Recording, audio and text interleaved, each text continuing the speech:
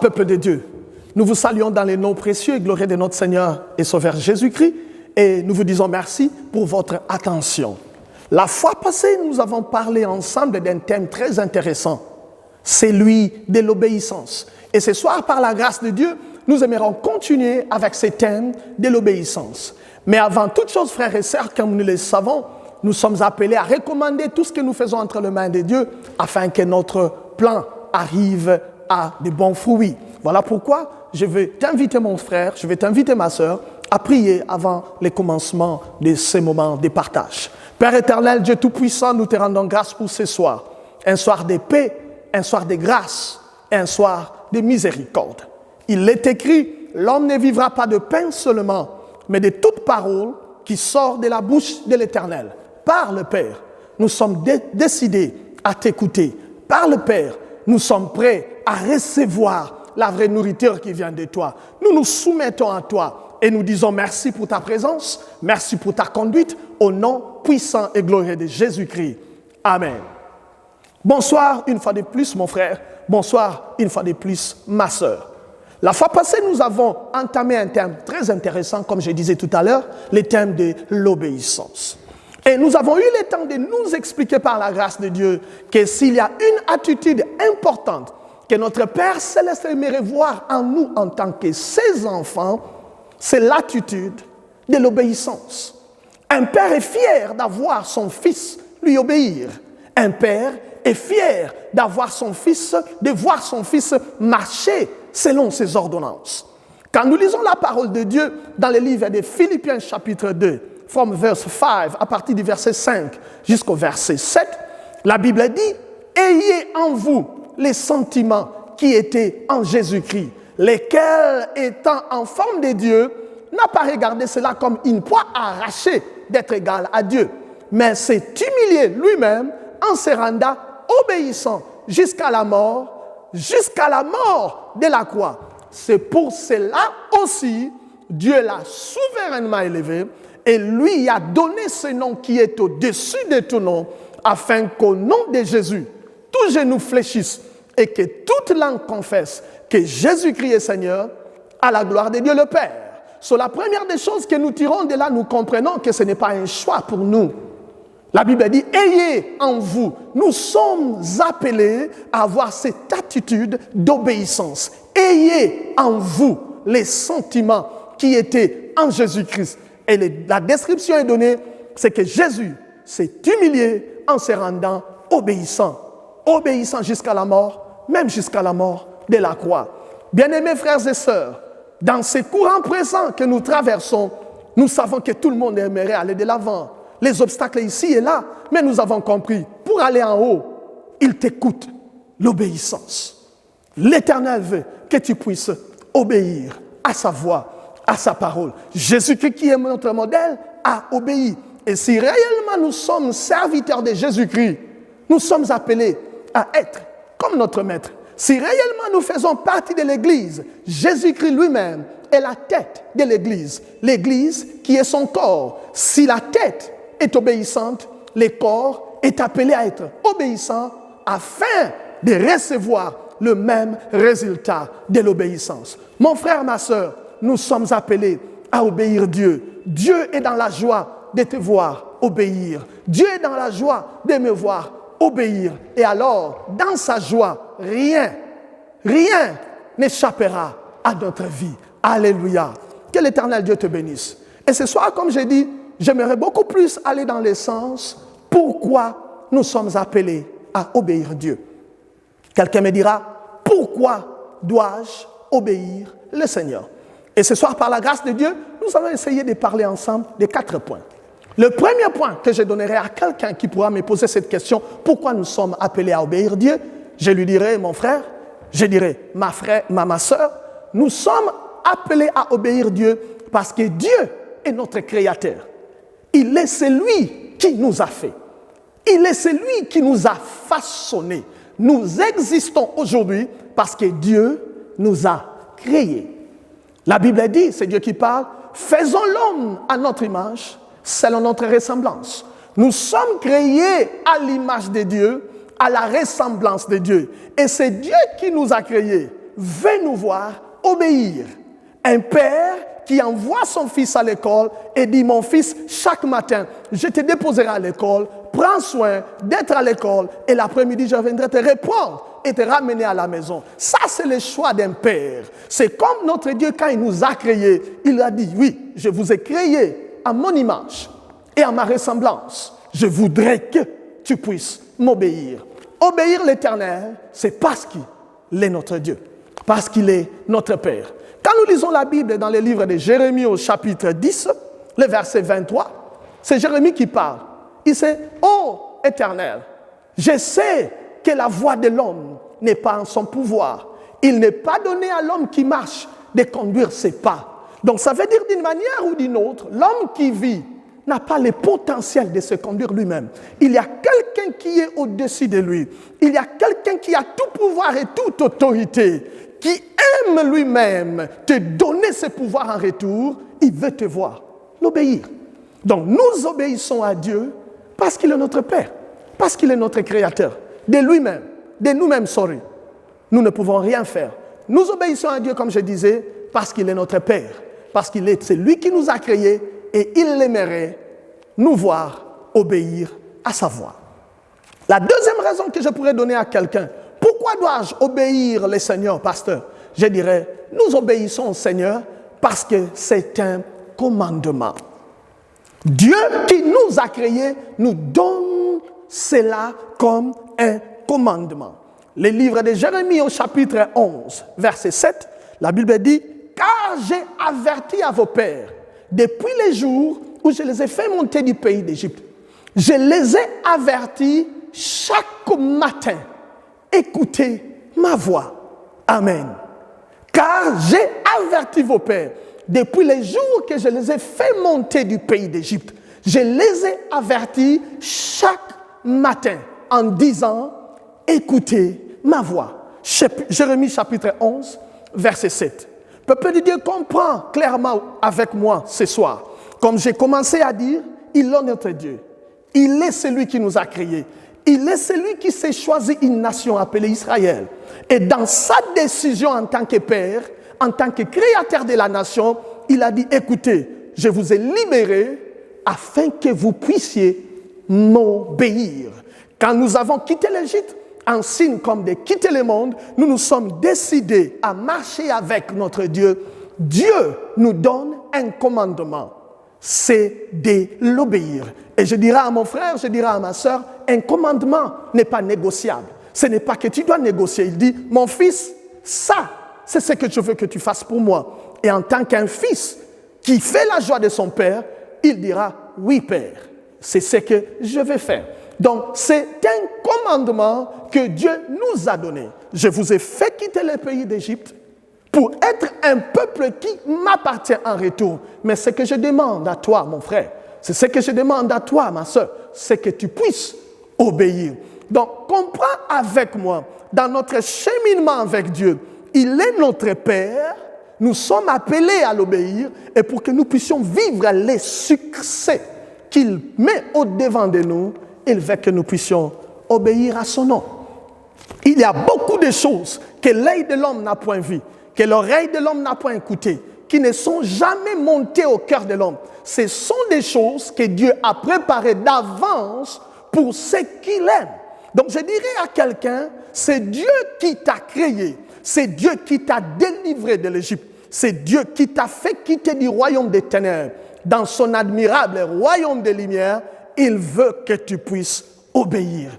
Et un commandement, nous ne discutons pas cela. Nous recevons cela. Nous sommes soldats de Jésus-Christ. Comme un soldat dans l'armée, Dieu lui dit, son chef, son capitaine lui dit, « Hé, lieutenant, tu fais ce, mon colonel. » Et le colonel sera content d'avoir un type de lieutenant comme celui-là. Donc c'est pour dire à quelqu'un, c'est un commandement. Un commandement, nous ne négocions pas. Aujourd'hui, dans ce siècle présent, beaucoup de gens veulent toujours négocier pourquoi Dieu a dit ceci, pourquoi Dieu a dit cela. Mon frère, ma soeur, les jours que l'Éternel a pris la décision de te créer, selon ton image, selon son image, selon sa ressemblance, personne n'a négocié avec lui. Personne n'a discuté avec lui. C'est de son propre pouvoir de sa propre autorité qu'il t'a créé afin que tu puisses obéir. Je t'invite, mon frère, à recevoir l'obéissance dans ta vie comme un commandement qui te vient de la part de l'Éternel. Alléluia. Un troisième signe, une troisième raison que je peux donner à quelqu'un. Pourquoi devons-nous, pasteurs, obéir à l'Éternel? Je vais dire à quelqu'un, nous obéissons à l'Éternel parce que c'est un signe que nous dépendons de lui. Un signe que nous dépendons de lui. La première raison, j'ai dit, c'est parce qu'il est notre créateur, il est notre Dieu, c'est lui qui nous a fait, c'est lui qui nous a façonnés. La deuxième raison, nous obéissons à Dieu parce que c'est un commandement. La troisième raison, nous obéissons à Dieu comme signe que nous dépendons de lui. Quand je lis la Bible, je suis content de lire dans le livre de Deutéronome au chapitre 21, le verset 17, la Bible dit, maintenant que tu as promis, tu as fait promettre l'Éternel d'être ton Dieu, afin que tu marches selon ses ordonnances et ses commandements et que tu obéisses à sa voix. Quand nous sommes nés de nouveau, nous ne dépendons pas de nous-mêmes, mais nous dépendons de Dieu. Parce que c'est ce qu'il veut de nous. Un père est content de voir son fils lui obéir. Nous dépendons de Dieu en tant qu'enfants de Dieu. La Bible t'explique clairement que le jour que Dieu s'est présenté devant Abraham, elle lui a dit, Abraham, quitte ton pays, quitte et va dans un lieu où je te montrerai. La Bible dit, Abraham a accepté, Abraham a quitté. C'est quand nous dépendons de Dieu que nous montrons l'obéissance envers lui. Il y a des fois, tu es dans un travail, le travail te donne l'ordre. Nous ouvrons les portes à 7h30 et nous fermons à 17h30. Un bon employé fera quoi? À 7h30, il sera là. Et à 19h30, on ferme. La fin du mois, il a son salaire. Donc, c'est comme ça. Et nous vivons, nous dépendons d'un certain travail. Et de la même manière, notre Père qui nous a créés aimerait nous voir dépendre de lui. Parce que sans lui, nous ne savons rien faire. Sans lui, nous échouerons certainement. Beaucoup de gens échouent, c'est parce qu'ils pensent que par leurs propres efforts, ils pourront arriver à quelque chose. Mais je te dis, mon frère, ma soeur, ne t'appuie pas sur ta propre intelligence. Ne t'appuie pas sur tes efforts. Compte sur l'Éternel. Dépends de l'Éternel et tu verras combien Dieu est grand pour transformer ta vie. Alléluia. Peuple de Dieu, la Bible nous explique qu'à un moment, les gens venaient à Jésus-Christ et disaient, Seigneur, Seigneur. Et Jésus-Christ leur dira, pourquoi m'appelez-vous Seigneur, Seigneur, et vous ne faites pas ce que je vous demande? Donc vous voulez m'appeler Seigneur, mais en réalité, votre vie ne dépend pas de moi. Donc j'aimerais dire à quelqu'un aujourd'hui, tu t'appelles chrétien, comprends que tu es appelé à dépendre de Dieu par ton obéissance. Et quand tu obéis l'Éternel, tu seras surpris des résultats que l'Éternel Dieu te donnera. C'est pour cela que Jésus-Christ dira, mes brebis entendent ma voix et me suivent. C'est chaque matin que les brebis ont besoin de berger. Les brebis dépendent du berger. Aujourd'hui, nous sommes enfants de Dieu. Nous nous appelons nous-mêmes chrétiens, mais nous ne dépendons pas de notre berger. C'est une confusion. J'aimerais rappeler à quelqu'un, aussi longtemps que tu es appelé chrétien, tu dépends du bon berger qui est Jésus-Christ. Parce que c'est le bon berger qui connaît les verts pâtirages pour toi. C'est le bon berger qui va battre les ennemis contre toi. C'est le bon berger qui va t'amener vers les eaux paisibles. Mon frère, ma sœur, comme des brebis du Seigneur, nous sommes appelés à dépendre de notre berger. C'est le berger qui connaît nos faiblesses. C'est le berger qui connaît la vert pâturage. C'est le berger qui connaît là où la source d'eau vive pour que nous soyons étanchés de notre soif. Tu te sens vide, tu te sens épuisé, tu te sens fini parce que tu veux dépendre de toi-même. Mais aujourd'hui, je te dis, obéis à Dieu. Obéis à Dieu et tu verras combien l'Éternel va encore changer ta vie. Amen. Et la quatrième raison que j'aimerais donner à quelqu'un, pourquoi nous sommes appelés à obéir à Dieu, je dirais mon frère, ma soeur, nous sommes appelés à obéir à Dieu comme un signe que nous faisons confiance en lui. J'aime toujours donner l'exemple de quelqu'un qui travaille. c'est parce qu'il n'a pas d'autre travail. Il est appelé à aller dans ce travail. Parce qu'il n'a pas d'autre option.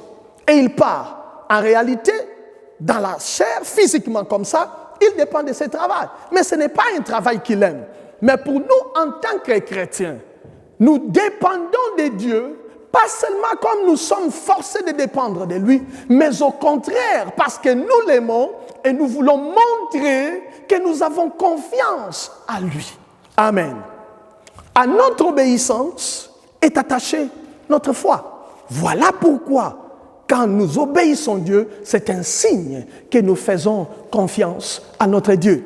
Et la fois dernière, j'ai donné un exemple. J'ai dit, quand Dieu s'est présenté à Isaac, il a dit, Isaac, ne descends pas en Égypte, reste ici à Guérar et je te bénirai. La Bible dit, Isaac demeura à Guérar. Quand nous avons foi en Dieu, nous obéissons à lui. Quand nous voulons avoir des grandes choses importantes dans notre vie, nous obéissons à l'Éternel. C'est un signe que nous avons confiance en lui. Abraham a dû quitter et partir. Et quand il est parti, il a recevé les fils de la promesse. Mais écoute-moi encore. Il a fallu qu'Abraham montre à Dieu qu'il avait confiance en lui pour que sa vie soit changée.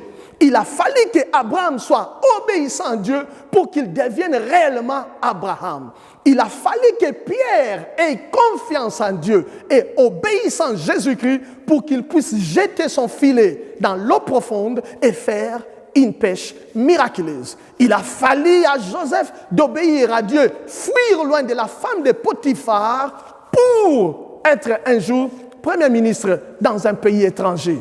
La quatrième raison, comme je l'ai dit mon frère, la quatrième raison, comme je l'ai dit ma sœur, nous obéissons à l'Éternel. C'est un signe que nous avons confiance en lui. Mon frère, j'aimerais donner un témoignage. Il est arrivé un moment où j'ai travaillé quelque part et pour raison de déplacement, nous nous sommes organisés avec les responsables de l'entreprise que je devais m'organiser à avoir un véhicule.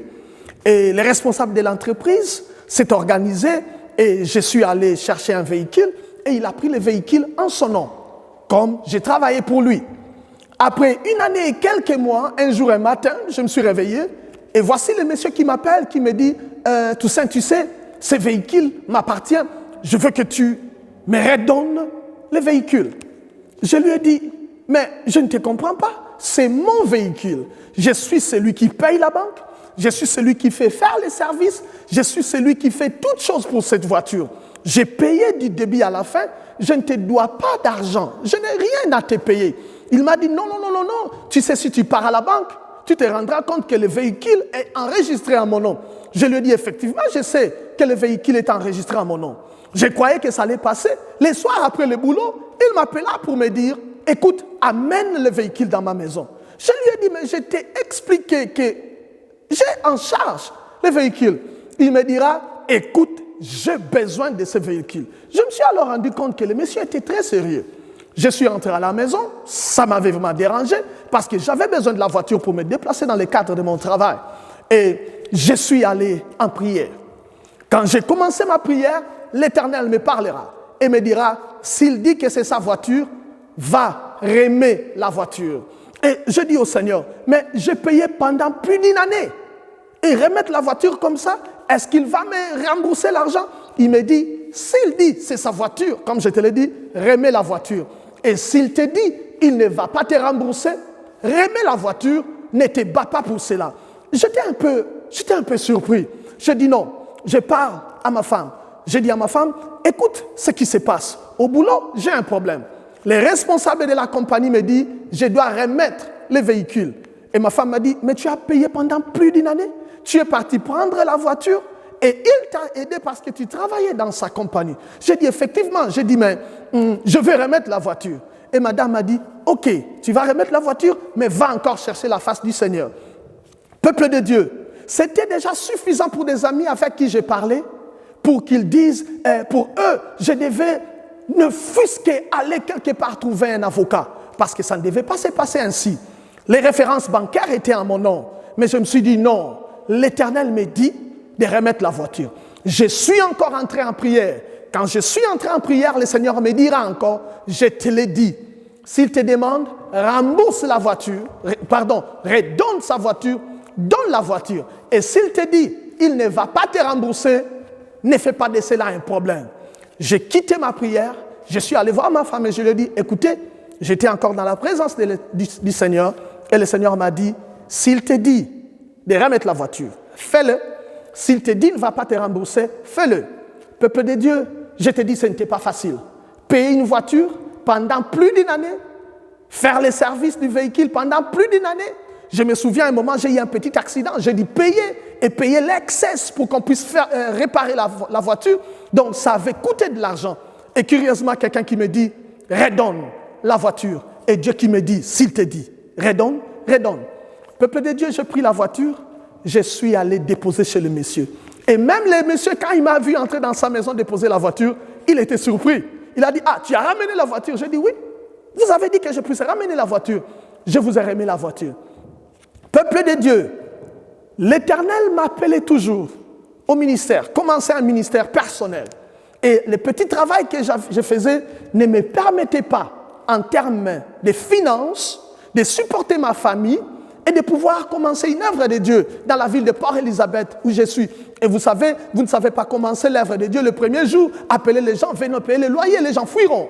Et je me souviens même qu'il y a un membre qui est venu pour la première fois. Il me posera la question, dira, pasteur, où sont les membres? J'ai dit, mais tu es la première personne de l'église. Le deuxième dimanche, la sœur est venue. Il a dit, pasteur, je te pose encore la même question. Où sont les membres? J'ai dit, ma sœur, je te dis, tu es le premier membre de l'église. Je te dis, frères et sœurs, cette sœur n'est jamais revenue à l'église. Donc, c'est pour dire que ce n'était pas facile. Et alors, ce que j'ai fait, j'ai remis la voiture. Ce que je ne savais pas, c'est que l'Éternel Dieu avait déjà un plan pour moi. Qu'est-ce qui s'est passé, mon frère? Quand j'ai remis la voiture, j'ai eu l'argent que j'ai payé pour cette voiture. J'ai dit, c'est bon, c'est le temps.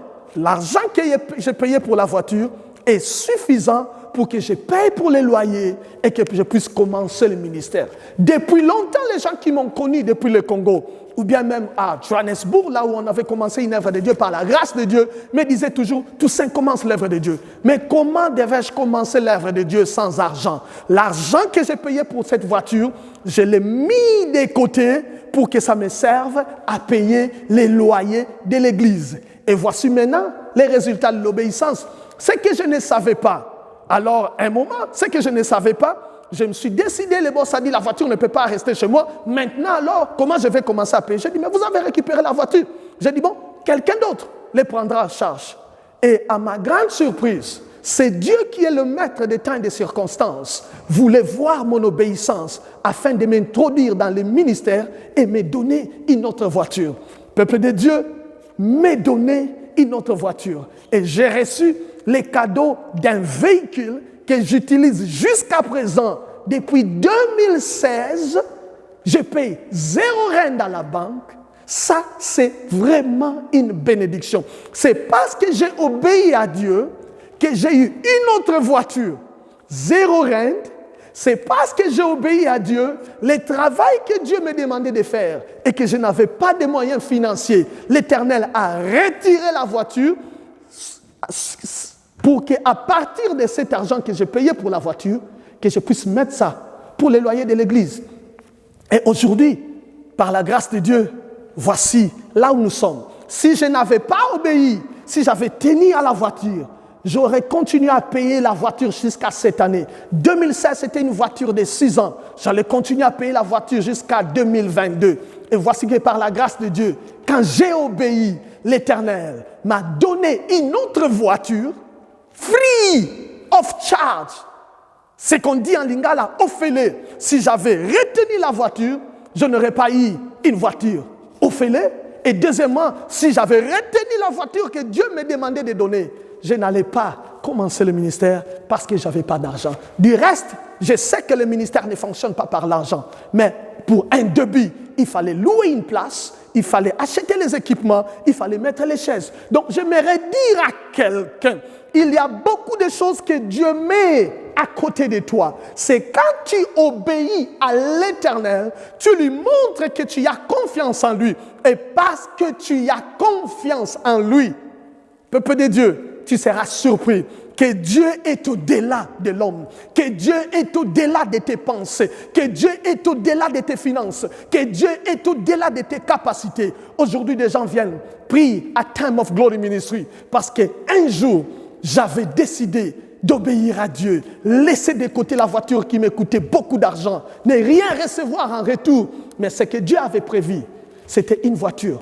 pour laquelle je ne paie rien, zéro rente jusqu'à aujourd'hui. Frères et sœurs dans le Seigneur, il y a des plans merveilleux de Dieu pour toi. Ce soir, nous parlons de l'obéissance. Pourquoi dois-je obéir? Nous sommes appelés à obéir à Dieu comme un signe que nous avons confiance en Dieu. C'est lui qui tourne vers Dieu les regards et rayonnant de joie, et son visage ne se couvre pas de honte. Alléluia. Thank you. Nous avons confiance en lui, en ce Dieu qui est créateur. Pourquoi? Parce qu'au-delà de toutes choses, il est le maître des temps et des circonstances. En-delà de toutes choses, il est capable d'agir au-delà de ce que nous pensons ou même nous demandons. Au-delà de toutes choses, il est la résurrection et la vie. Au-delà de toutes choses, il est le chemin, la vérité et la vie.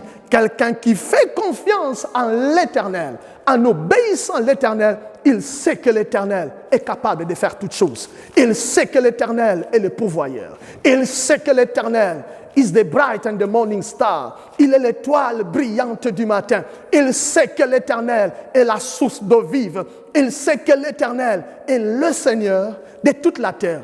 Mon frère, ma sœur, ce soir, nous avons parlé de 4 raisons pourquoi nous sommes appelés à obéir Dieu.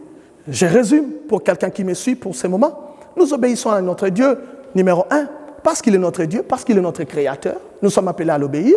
Numéro 2, nous obéissons à Dieu parce que c'est un commandement. Et un commandement, on ne négocie pas. On le reçoit de celui qui est plus grand que nous et qui nous les donne. Numéro 3, nous obéissons à Dieu parce que c'est un signe que nous dépendons de lui. Et numéro 4, nous obéissons à Dieu parce que c'est un signe que nous faisons confiance en Dieu. Et notre confiance est attachée à notre foi. Sans la foi, il est impossible de plaire à Dieu. Nous sommes appelés à obéir et nous allons voir ce que Dieu fera dans notre vie. La prochaine séance, nous allons parler ensemble des avantages de la bénédiction. Pour ce soir, que l'Éternel Dieu te bénisse. On se verra très prochainement. Merci beaucoup. God bless you. Thank you.